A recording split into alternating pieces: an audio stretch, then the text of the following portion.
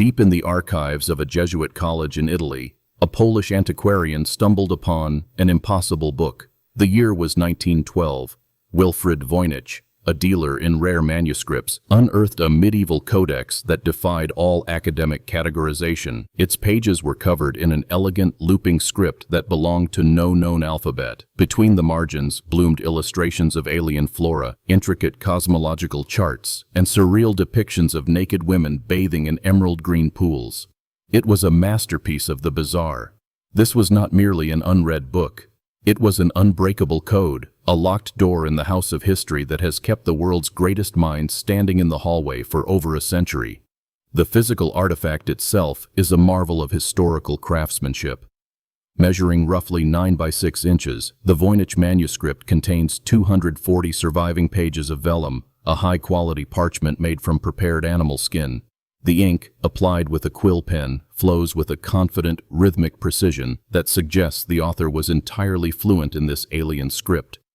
There are no corrections. There are no crossed-out words or hesitant strokes. The text is accompanied by vivid watercolor washes, added later, which clumsily color in the meticulously drawn ink outlines. The sheer volume of the work indicates a massive investment of time, resources, and wealth, ruling out a casual endeavor. Tracing the shadow of this codex back through time reveals a lineage of brilliant, baffled owners. Before Wilfrid acquired it, the book resided in the secretive collections of European nobility. A letter found tucked inside its cover, dated 1666, requested the help of Athanasius Kircher, a renowned Jesuit scholar and polymath, to decipher its contents. The letter revealed that the manuscript once belonged to Emperor Rudolph II of the Holy Roman Empire, who reportedly purchased it for a staggering 600 gold ducats, believing it to be the work of the 13th century philosopher Roger Bacon. From imperial courts to forgotten library shelves, the text moved like a ghost, collecting theories but yielding no answers. Modern science eventually stepped in to anchor this phantom text to a definitive timeline. In 2009, researchers at the University of Arizona extracted tiny samples from the margins for radiocarbon dating. This technique measures the decay of carbon-14 isotopes to determine the age of organic materials. The results were startlingly precise. The vellum was manufactured between 1404 and 1438. This hard data instantly shattered long-held theories that the book was a Victorian forgery concocted by Wilfrid himself or a 16th-century hoax perpetrated by Elizabethan occultist John Dee. The parchment was undeniably medieval, rooting the mystery firmly in the early 15th century. With its origins secured, the investigative focus shifted entirely to the undeciphered text. Linguists refer to this unique writing system as Voynichese. It consists of roughly 25 to 30 distinct characters arranged into short words and structured sentences.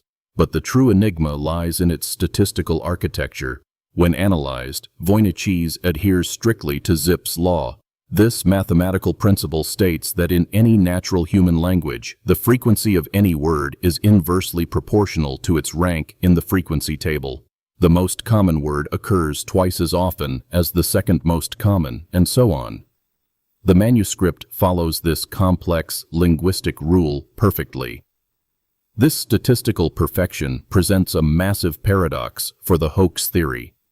Zipf's law was not formally articulated until the 1940s.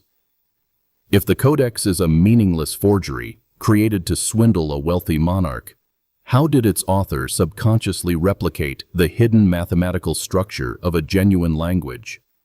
Crafting a fake script of this length that accidentally mimics the deep-level entropy and word distribution of a natural tongue is statistically improbable. Yet, the text lacks the typical punctuation and sentence structure found in European languages of the era.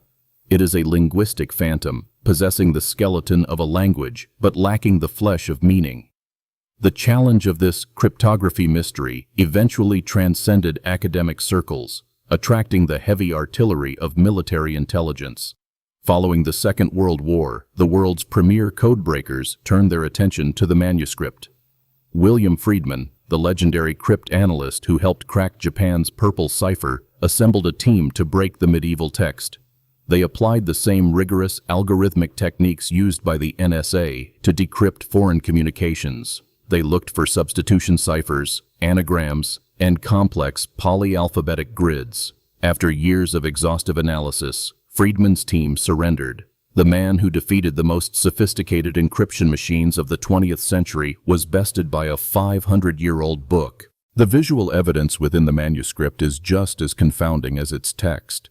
The largest section of the book is botanical, featuring over 100 detailed drawings of plants. However, virtually none of them correspond to known species on Earth. They appear to be chimeras. A drawing might feature the roots of a mandrake, the leaves of a fern, and the petals of an entirely unrelated flower, seamlessly grafted together on the page. This syncretism, the amalgamation of different, distinct elements into a new whole, suggests the plants might be symbolic, alchemical ingredients, or perhaps depictions of extinct flora from an isolated ecosystem.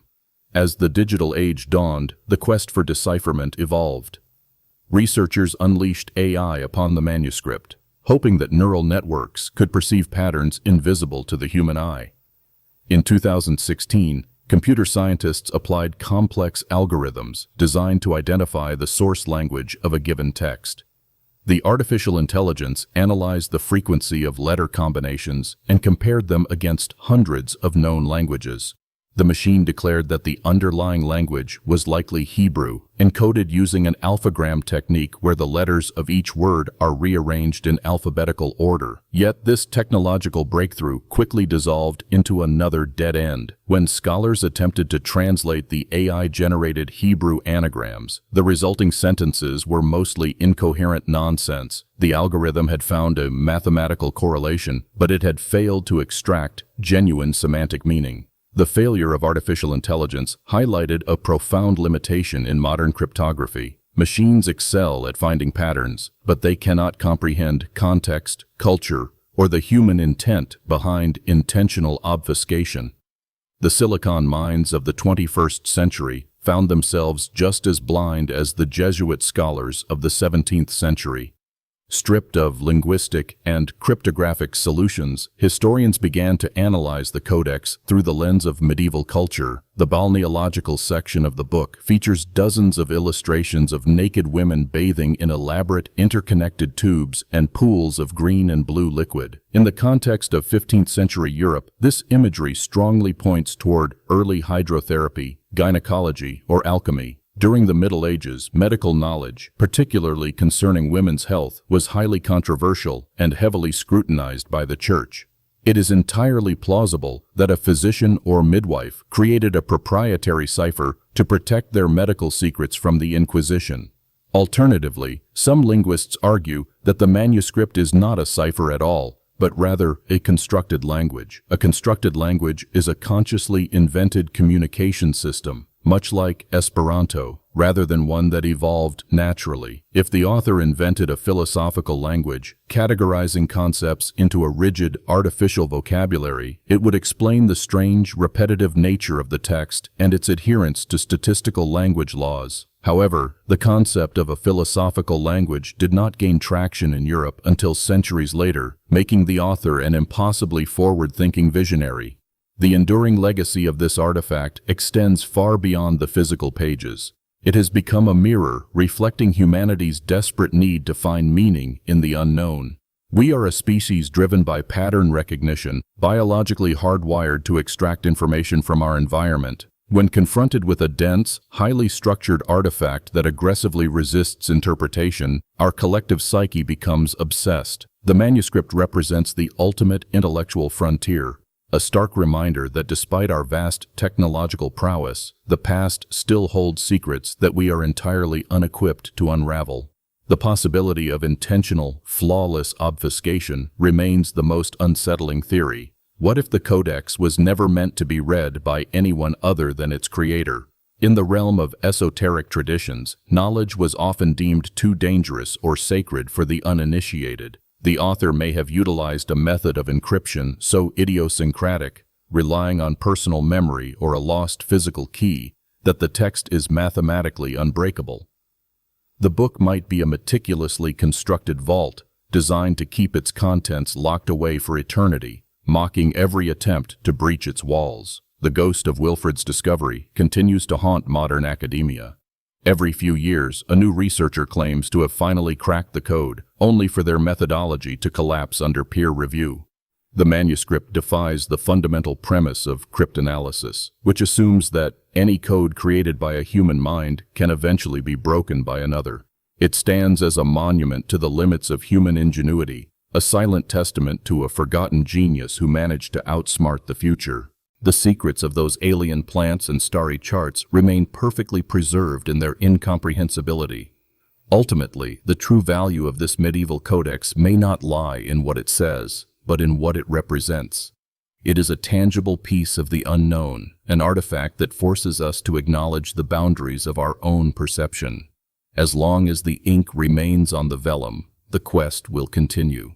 Linguists, cryptographers, and historians will keep throwing their intellect against its pages, drawn by the irresistible gravity of history's ultimate unsolved puzzle. The book waits, silent and undefeated, keeping its secrets in the dark.